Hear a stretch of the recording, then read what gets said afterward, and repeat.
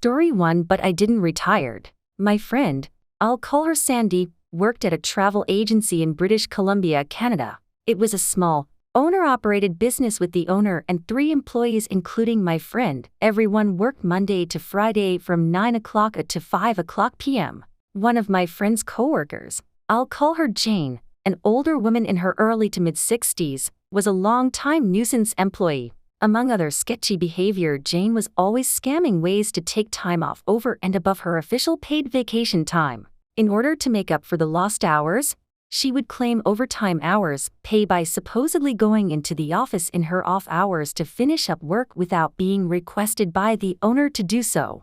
Despite being caught in her own lies on a number of occasions and being warned about trying to claim for unsanctioned overtime, the owner of the travel agency was reluctant to officially reprimand Jane or get rid of her. The reason being is the owner discovered after she had hired Jane that Jane had actually been fired from her previous job at another local travel agency for pulling the same stunts. However, Jane had sued her former employer for unfair dismissal and had won a settlement. After a few years of my friend Sandy working at the travel agency, the owner was ready to retire and offered to sell the business to my friend. Sandy took her up on the deal and took over the business while keeping on Jane and the other employee. Once again, just as the previous owner was afraid to get rid of Jane, so was Sandy for fear of being sued. When Sandy took over the business, she instituted guidelines regarding taking time off and she established an official no overtime policy. Jane would still try with her shenanigans but was far less successful in getting what she wanted with my friend in charge.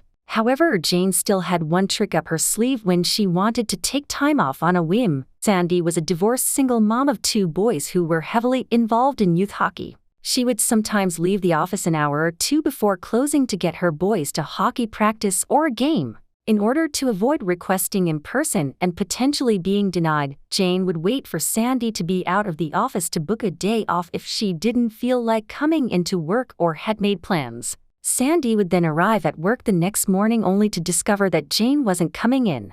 Despite this happening a number of times, Sandy would usually let it slide since there was now a definite no overtime policy.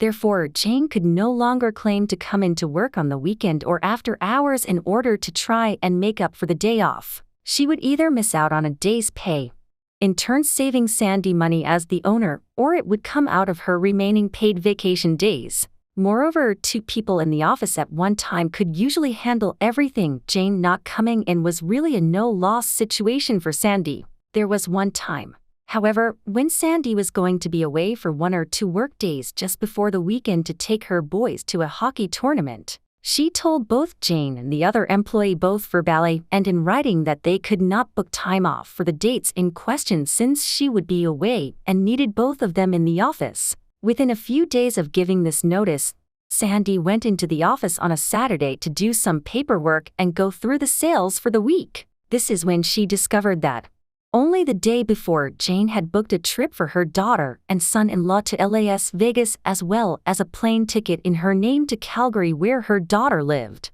Both the trip to Vegas and the ticket to Calgary coincided with the dates Sandy would be out of the office. Sandy then checked the vacation booking schedule to further discover that Jane had indeed booked the days off that she had expressly been told she couldn't have, not mentioning she had discovered the travel Jane had booked for herself and her daughter. Sandy emailed Jane telling her she would have to deny her the days off since she had already been told they were unavailable because she, Sandy, would be away and needed Jane in the office. Through a continued series of email exchanges, Jane replied and outright lied to Sandy with some excuse about her daughter getting some long-awaited medical treatment or surgery, and she needed to go to Calgary to help out for a few days and look after her granddaughter.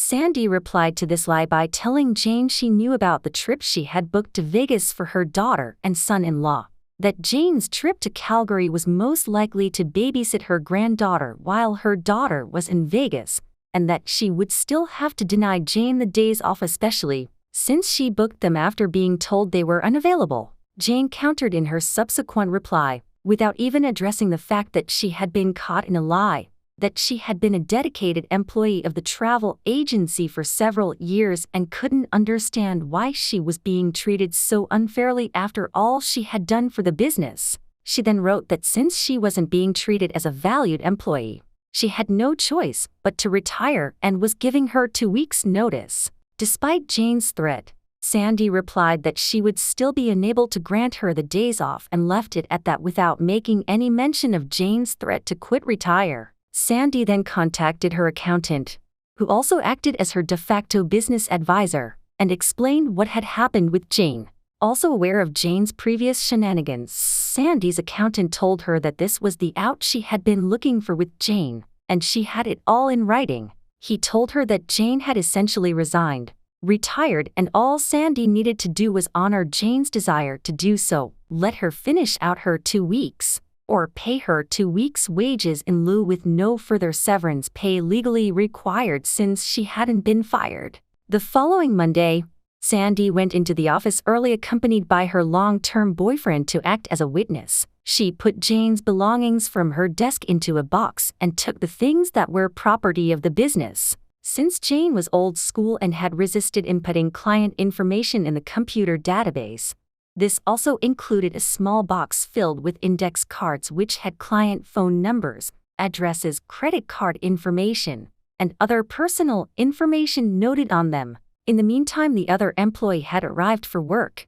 and they all waited for Jane to show up. Jane arrived just before 9 o'clock, acting as though nothing had happened, and greeted everyone with a good morning as she walked through the door. However, she was apparently taken slightly aback when she noticed Sandy's boyfriend seated in the far corner of the office. At this point, Jane was midway to her desk when Sandy informed her that there was no need to go any further and that she had accepted Jane's notification of retirement. She then handed Jane a check compensating her for the hours she had worked in the current pay period as well as 2 weeks' wages in lieu of Jane finishing out her final 2 weeks before her retirement. Jane was dumbfounded and went into panic mode. "But I didn't retire. I'm not ready to retire." Sandy responded that indeed she had retired, given her notice, and had proof of it in writing.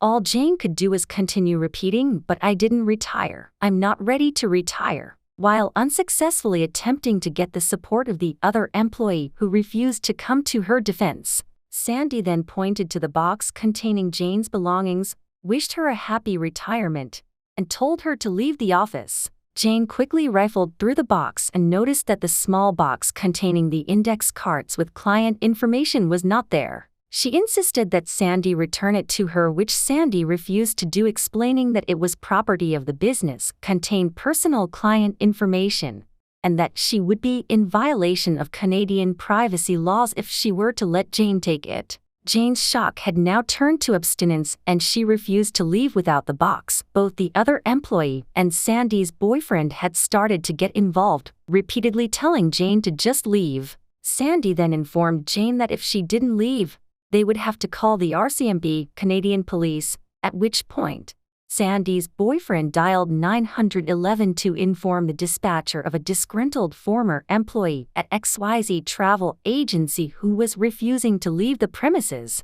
Within a few minutes, 2 police officers arrived, and Jane immediately ran to the door ranting about being fired and about the missing box of client info. In order to de-escalate the situation, one police officer told Jane to come outside and explain to him her side of the story. The other officer remained in the office to hear Sandy's side of the story, agreeing that Jane was not legally entitled to the box of client info. The other officer then re-entered the business and told Jane to wait outside. He said that Jane was insisting that Sandy was holding onto her personal belongings, namely a box of important information. Both Sandy and the officer who had spoken to her explained the contents of the box to the other officer, who in turn agreed it was not Jane's property. The police officers then picked up the larger box of Jane's personal belongings, took it outside to Jane, and told her she needed to go home to rub salt in Jane's wounds.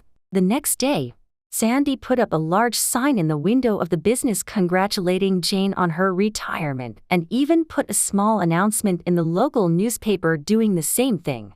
The icing on the piece of revenge cake was Sandy, when filling out the necessary government forms for when an employee quits, gets fired, retires, made sure to check the box labeled retired for the reason for Jane no longer being employed. By doing so, Jane was ineligible to collect unemployment insurance benefits. Story 2. I would like a raise and time off. And I want to start this off by clarifying that it is not my story, it's the story of someone very close to me, and I will leave out a large amount of specific detail because quite a bit of info is not mine to reveal. The build-up to the revenge is that this person had a horrible employer. She worked HR and managed payroll at what was effectively a nursing home. I don't know that they call themselves that, but it's what they are. The company had a bit of a good old boys club going on, with all of the highest level management being older men, who all did less work and got more pay than pretty much everyone else. There were regular complaints from women about being mistreated, and many women were fired for absolutely absurd reasons, followed by their male coworkers getting raises. That in and of itself was bad, but it's not what instigated the need for revenge. What caused the burning desire to get back at the company was when the company fired my friend's manager, who was a woman, because she took a week off after literally breaking a leg badly. The HR department was already badly understaffed, so my friend had to take on the responsibilities of this manager. Without any pay bonus, she requested a pay bonus multiple times, denied each time. A month or so later, the company hires a new manager to replace the old one. At nearly twice the salary, this new manager is an older man. I'm not entirely sure what this guy actually did during the day because my friend continued to do all of the managerial tasks. And she knows that for a fact because the guy's account didn't have access to the systems he needed access to, and he never asked for that access. For 6 months, my friend showed this manager issues with their system, including payroll, and explained that she was not only the only employee who knew how to use the payroll system, but she was the only one with access to it. The sexist douchebag ignored her and made regular comments about how she was replaceable and useless. One day, she loses her shit. She set up a bot with her credentials to automatically assign her pay each pay period, according to her actual salary, so not stealing or anything. She then carefully plans her next move and puts in her 2-week notice right before a large department-wide week off, and right before her only coworker has a 2-week vacation. She wouldn't have time to train the coworker even if the coworker was in the country. The manager still dismissed her, thinking he could just hire someone who knew what they were doing. Little did he know, she had tweaked with the payroll software over her time there. Nothing super awful, but it was very different from what the base software was. She was the only person who knew how to properly use it, and the only person in the whole company, including the CEO, who had access to the necessary numbers to actually run the payroll. When she leaves, after the 2 weeks, the company has 2 whole pay periods where they do not pay their employees. They can't, but my friend still gets paid because they never disabled her automatic payment thing. They couldn't. Eventually they called her and basically begged her to consult with them on their payroll. For the past 6 months she has been paid $250 an hour for 5 hours a week to run the company's payroll, fully remote, even though it was an in-person job before. And to top it all off, she doesn't even actually work the 5 hours. She wrote a script on her personal device to process payroll for her. She just has to press one button. She's working another job now, but damn, she really kicked them in the ass for their shit.